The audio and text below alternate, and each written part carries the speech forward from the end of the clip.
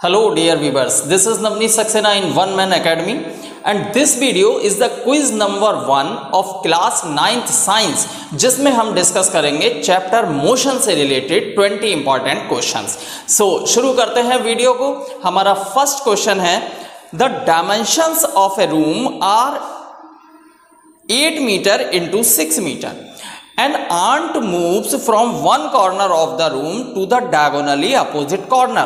The displacement of the ant is, यानी question में कहा गया है कि हमारे पास एक रूम है like this, ये हमने बना लिया एक रूम और इसकी जो डायमेंशंस हैं length is 8 metre and breadth is 6 metre and an ant और insect moves from one corner, एक कॉर्नर से आंट ने मूव करना शुरू किया और वो सीधे गई डायगोनली अपोजिट कॉर्नर पर। ये सीधे कहां पहुंच गई? डायगोनली अपोजिट कॉर्नर पर। Let this point B, C and D. आपसे पूछा है इस आंट का डिस्प्लेसमेंट कितना होगा, तो displacement is the shortest distance और शॉर्टेस्ट डिस्टेंस कौन सी है? ए टू सी, जो सीधी डिस्टेंस आ रही है it is actually the displacement. So we can see in this right angle triangle A B C, एक क्या बनना है? Right angle triangle. तो इस राइट एंगल ट्रायंगल में, in right angle triangle A B C, Pythagoras theorem का use करेंगे। Hypotenuse square is equals to base square plus perpendicular square. So hypotenuse AC square is equals to base square 8 square plus perpendicular square 6 square 64, 6 का square 36 और ये हो गया 100। तो AC is equals to root 100 means 10 metre. तो the displacement of the ant is 10 metre. तो यहां पर option number A is correct, 10 metre. Clear? Question number 2 is a person moves 5 kilometer north, 5 kilometer east, then 5 kilometer south. Then his displacement is, एक person पहले north फिर east और फिर south में move करता है 5 किलोमीटर। तो आपसे पूछा गया है कि उसका डिस्प्लेसमेंट कितना होगा। तो यहां पर हम बनाते हैं एक डायरेक्शन डायग्राम। देखिए east west north south, east west north south. Person ने मान लीजिए यहां ओरिजिन से चलना शुरू किया। सबसे पहले वो 5 किलोमीटर गया नॉर्थ, मान लीजिए आ गया ए पॉइंट पर नॉर्थ में चल के। इसके बाद वो 5 किलोमीटर चला टुवर्ड्स ईस्ट 5 किलोमीटर और मान लीजिए वो यहां पर आ गया। After that it moves 5 kilometre towards south, 5 kilometre towards south और लौट के कहां पर आ गया? इस सी पॉइंट पर। Let this point B C. तो आपसे पूछा है उसका डिस्प्लेसमेंट कितना होगा। तो initial point O, final point C। तो displacement is the difference between final point and initial point. जाहिर सी बात है ये 5 किलोमीटर, तो ये भी कितना होगा? 5 किलोमीटर और ये किधर आ रहा है? Toward east. तो displacement of the person is 5 kilometer towards east. So option number here D is right, 5 kilometer towards east. चलते हैं अपने अगले क्वेश्चन की तरफ, which is a reference point which is used for observing motion is called. एक ऐसा point जिसे आप किसी भी ऑब्जेक्ट के मोशन को ऑब्जर्व करने के लिए, उसको रिप्रेजेंट करने के लिए यूज करते हैं, वो क्या कहलाता है? फॉर एग्जाम्पल, आप अपने घर के दरवाजे पे खड़े हुए हैं और एक आती हुई कार को देख रहे हैं। तो कार आई और आपके सामने से होते हुई चली गई। आप जहां पर खड़े हैं वहां से उसे ऑब्जर्व कर रहे हैं, तो वो पॉइंट क्या कहलाएगा जहां से आप मोशन को ऑब्जर्व कर रहे हैं? Obviously this point is known as origin. This point is known as origin. तो here option number C is correct, origin. Option number A है initial point. Initial point कौन सा होता है? जहां से बॉडी मोशन करना स्टार्ट करती है और फाइनल पॉइंट वो जहां पर बॉडी अपने मोशन को एंड करती है। तो इस क्वेश्चन का आंसर क्या है? origin. क्वेश्चन नंबर नेक्स्ट है, how far will a car travel in 25 minute आपको गिवन है t equals to 25 minute at 12 metre per second, at 12 metre per second. तो स्पीड आपको कितनी गिवन है? 12 metre per second. 12 metre per second की speed से एक ऑब्जेक्ट चल रहा है 25 मिनट में, वो कितनी डिस्टेंस कवर करेगा ये आपको बताना है। We know very well that s is equals to v into t, velocity into time is distance. v है 12 मीटर पर सेकेंड, ये है 25 मिनट। अब मिनट में दिया हुआ है और स्पीड किस में दी हुई है? Metre per second. So we have to convert this minute into second. For doing this we multiply it by 60। तो ये आंसर हमें मिलेगा किसमें? मीटर में। Metre per second into second. तो आंसर किस में मिलेगा? मीटर में। अब देखिए 12 इंटू 25, 6 जा 150, 1500। 12 की मल्टीप्लाई इससे करते हैं, 12 5 जा 6 18,000 metre.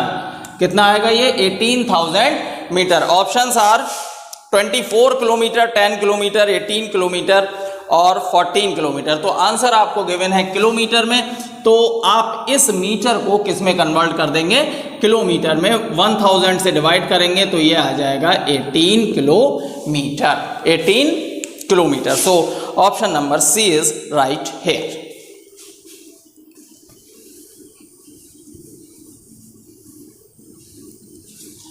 Question number 5. If a car A is moving with 80 km per hour and car B is moving with 60 km per hour in same direction, what is the velocity of A relative to that of B? एक car 80 kilometre, speed A की है 80 kilometre per our और speed B की है 60 kilometre per our. दोनों same direction में move कर रही हैं। आपसे पूछा है कि A की वेलोसिटी रिलेटिव टू B कितनी होगी। अब देखिए A कार चली यहां से पॉइंट A से और इसने 1 आवर में कितनी डिस्टेंस कवर कर ली? 1 आवर में इसने कितनी डिस्टेंस कवर कर ली? 80 किलोमीटर। इसी समय दूसरी कार B यहां से चली और 1 आवर में इसने कितनी डिस्टेंस कवर की? 60 किलोमीटर। दोनों कार मान लीजिए सेम पॉइंट से सेम डायरेक्शन में सेम टाइम पर चली। ये यहां पहुंच गई, ये कहां रह गई? यहां रह गई। तो after 1 hour we see that there is a difference of this distance between this and this car. यानी कि कार ए बी के मुकाबले में 20 किलोमीटर 1 घंटे में आगे निकल गई। It means the velocity of A with respect to B, velocity of A with respect to B या relative to B is equals to VA minus VB। VA कितना है हमारा? 80 माइनस ये कितना है? 60। तो कितनी आ गई? 20 किलोमीटर पर आवर। तो velocity of A with respect to B और relative to B is 20 kilometre per our.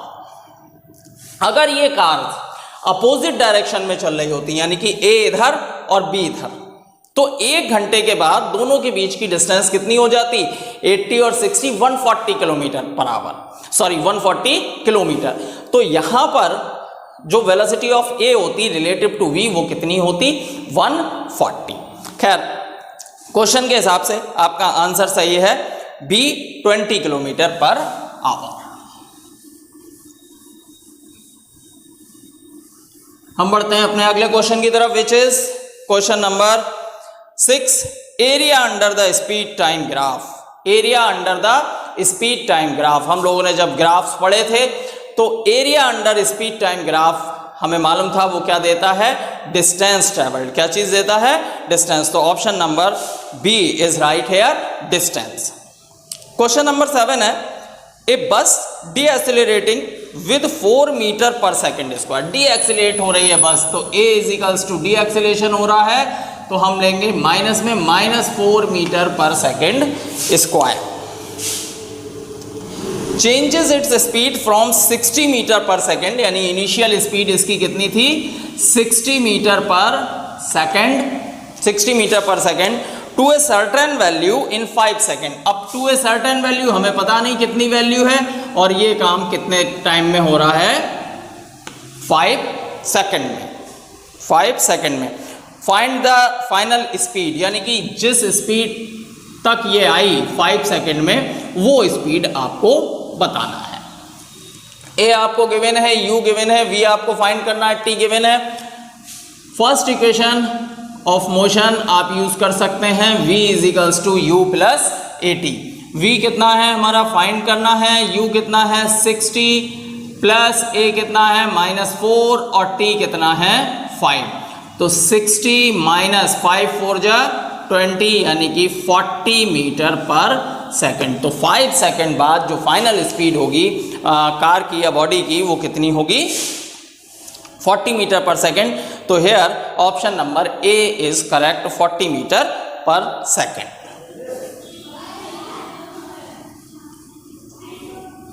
Question number next, यानी कि 8th question, the ratio of CGS unit to MKS unit of acceleration. Acceleration की CGS unit यानी कि centimetre gram second system में unit और MKS unit यानी कि metre kilogram second system में जो यूनिट है, इनका आपको कंपेयर करना है, इनका आपको रेशियो फाइंड करना है। देखिए MKS सिस्टम में जो यूनिट है वो क्या होती है एक्सेलरेशन की, मीटर पर सेकंड स्क्वायर। अगर इसी को हम CGS सिस्टम में करेंगे तो मीटर की जगह क्या हो जाएगा, सेंटीमीटर, सेकंड वही रहेगा, टाइम की यूनिट वही होती है दोनों सिस्टम में।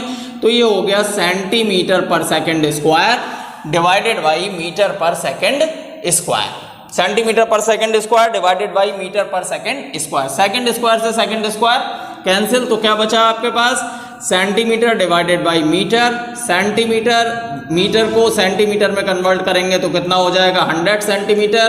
तो यहां पर आ गया 1/100 यानी कि 1:100। 1:100 is the ratio of CGS to MKS unit of acceleration. तो option number C is correct here, 1:100।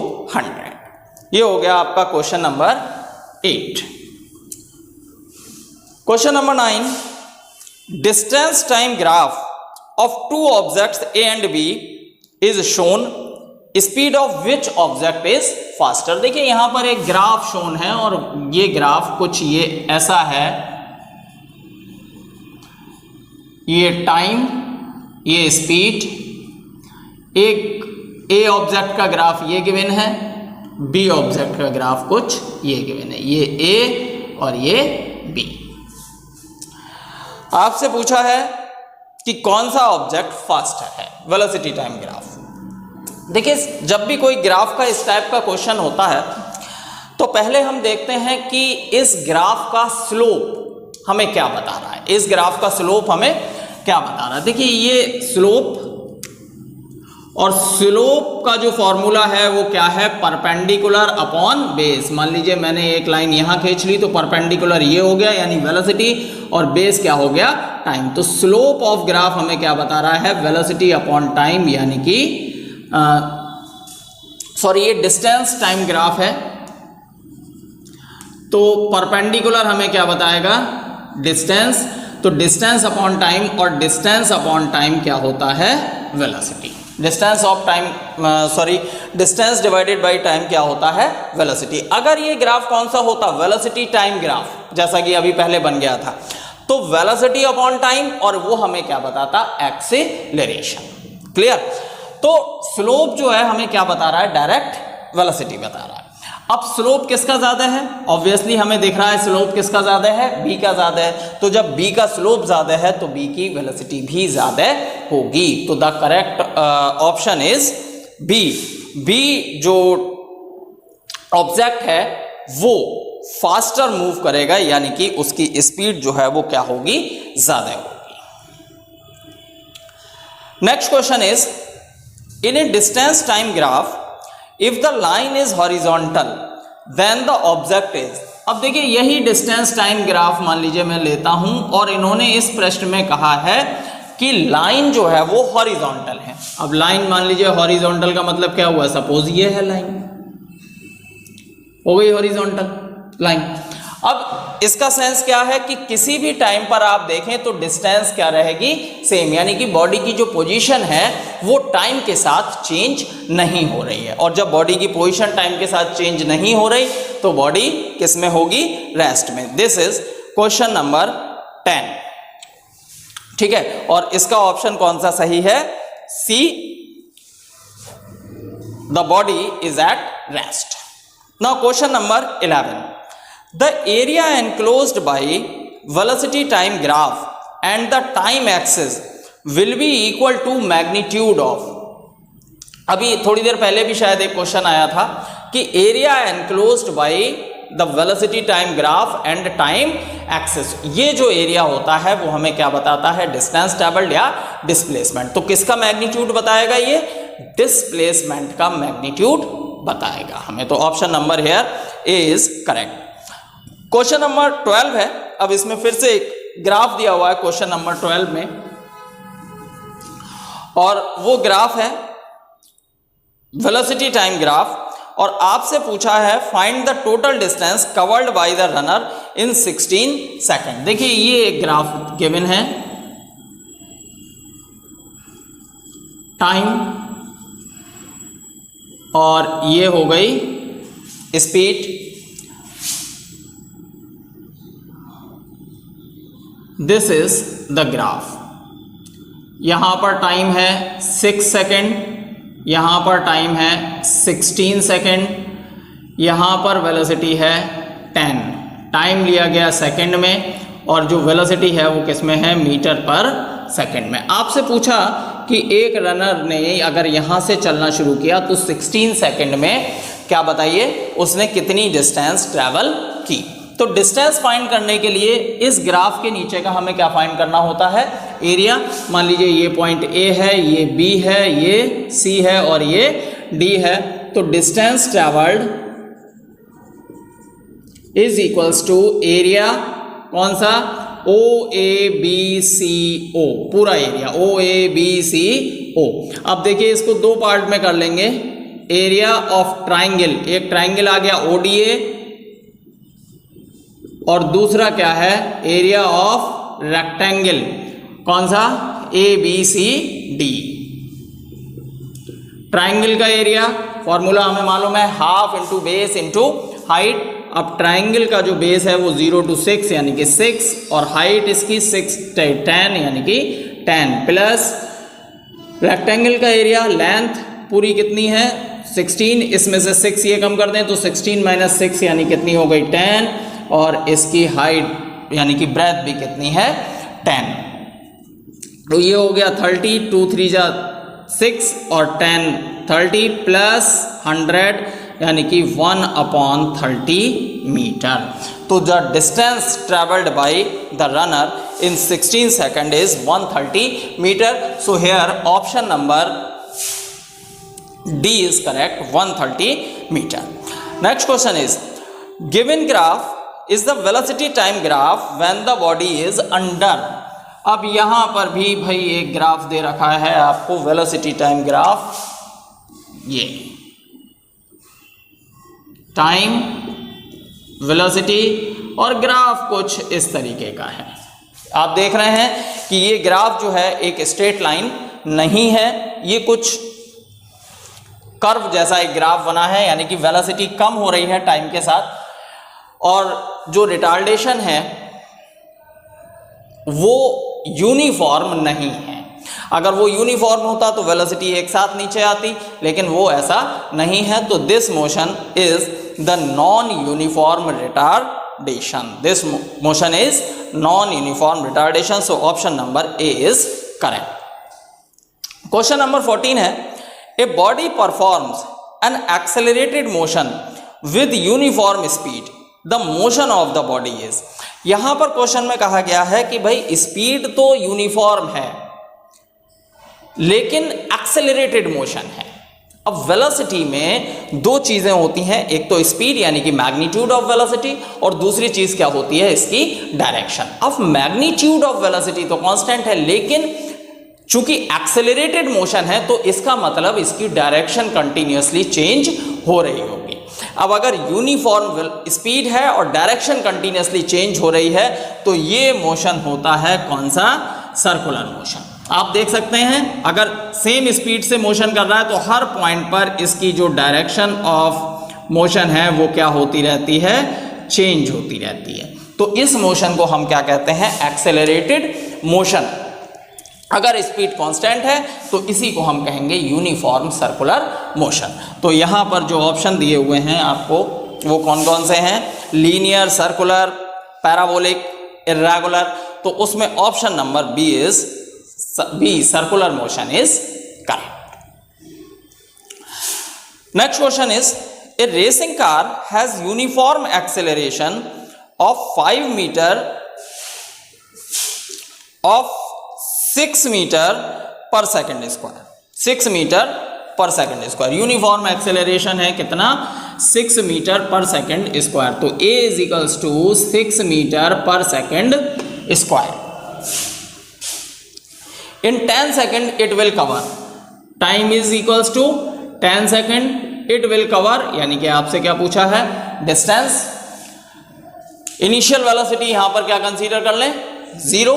जब इनिशियल वेलोसिटी 0 कंसीडर कर लेंगे तो second equation of motion ut plus half at square. अगर हमने u 0 कंसीडर कर लिया तो ut is equals to 0 plus half a यानी कि 6 और t स्क्वायर यानी कि 100।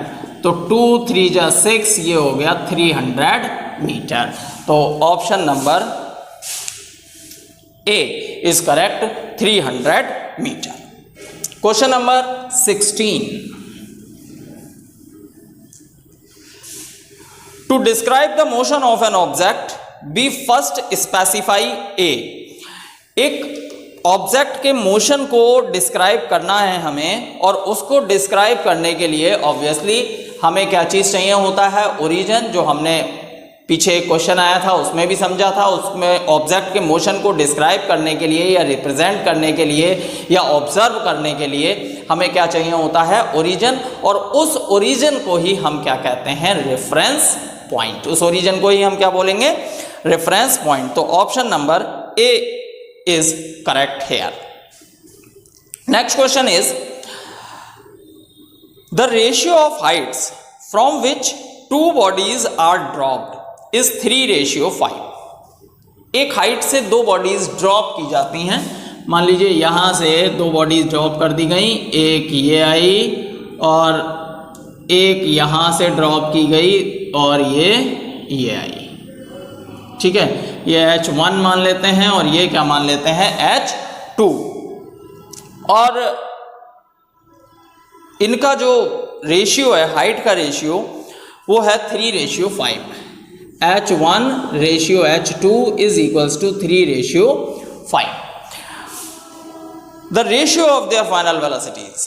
क्वेश्चन में कह रहा है कि जब ये बॉल्स यहाँ पर आकर टकराई वही इनकी फाइनल वेलोसिटी होगी, तो उनकी फाइनल वेलोसिटी का रेशियो क्या होगा? बॉडीज को केवल ड्रॉप किया, छोड़ दिया तो हमने वेलोसिटी कुछ नहीं दी, यानी कि इनिशियल वेलोसिटी 0। ये नीचे गिरेंगी तो किसकी वजह से? एक्सेलरेशन ड्यू टू ग्रेविटी की वजह से ये नीचे गिरेंगी। तो इक्वेशन नंबर हमारी 3rd होती है v square is equals to u square plus 2gh। 2gh। अब देखिए यहाँ पर u हमने 0 ले लिया तो इक्वेशन कितनी रह गई? v square is equals to 2gh। v square is equals to 2gh। तो पहली बॉल के लिए v1 square is equals to 2gh1, दूसरी के लिए v2 square is equals to 2gh2।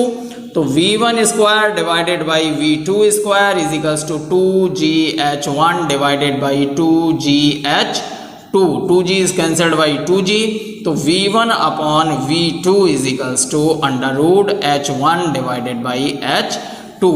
तो रेशियो जो हो गया वो under root 3:5। h1 upon h2 कितना है? 3/5। तो यहाँ पर ऑप्शन क्या मिलेगा हमें? Under root 3 divided by root 5। तो option number D is correct, root 3 divided by root 5। Next question is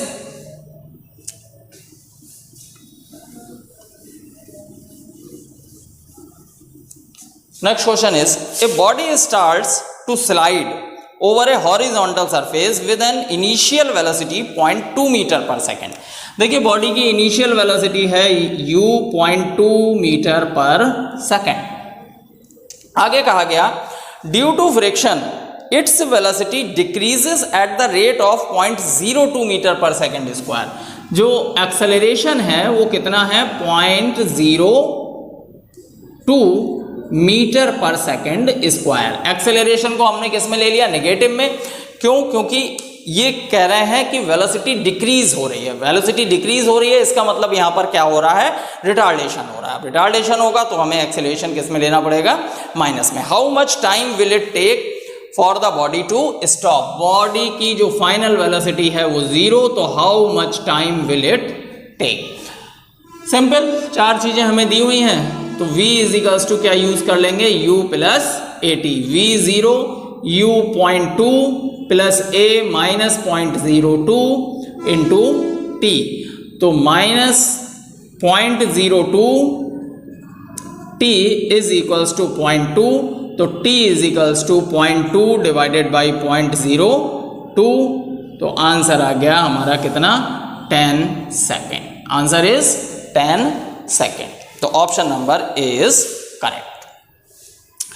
next question is a body throws a ball, a boy throws a ball and catches it when it falls back।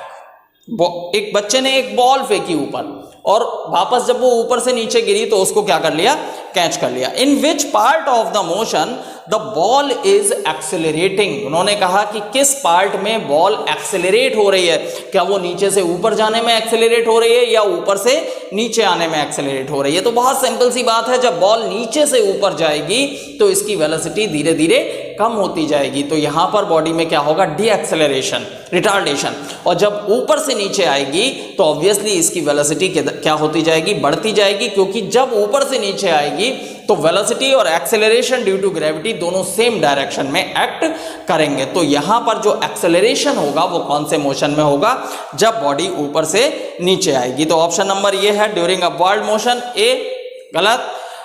When the body comes to rest, ये भी गलत। During downward motion, ऊपर से जब body नीचे आ रही है तब ये क्या होगी, एक्सेलरेट होगी। तो this option is right. Question number last यानी कि 20, which of the following is the correct measure of velocity? Correct measure of the velocity, 30 second, 30 metre per second, 30 south, 30 metre per second south. देखिए velocity vector quantity है और इसमें दो चीजें होती हैं, कौन कौन सी, एक तो इसका मैग्नीट्यूड और दूसरे इसकी डायरेक्शन। तो अगर वेलोसिटी कहीं पर बताई जा रही है तो पहली बात ये दोनों चीजें होनी चाहिए, मैग्नीट्यूड और डायरेक्शन। दूसरी बात इसकी यूनिट क्या होगी, मीटर पर सेकंड। तो करेक्ट वे ऑफ रिप्रेजेंटेशन ये है कि मैग्नीट्यूड सही हो, यूनिट सही हो, डायरेक्शन सही हो। चार ऑप्शन में से जो लास्ट ऑप्शन है D, 30 metre per second south, this option is correct. तो ये थे इस वीडियो के 20 क्वेश्चंस। अगर आपको इनसे कुछ जानकारी मिली हो तो वीडियो को लाइक करें और चैनल को सब्सक्राइब करें। Thank you very much.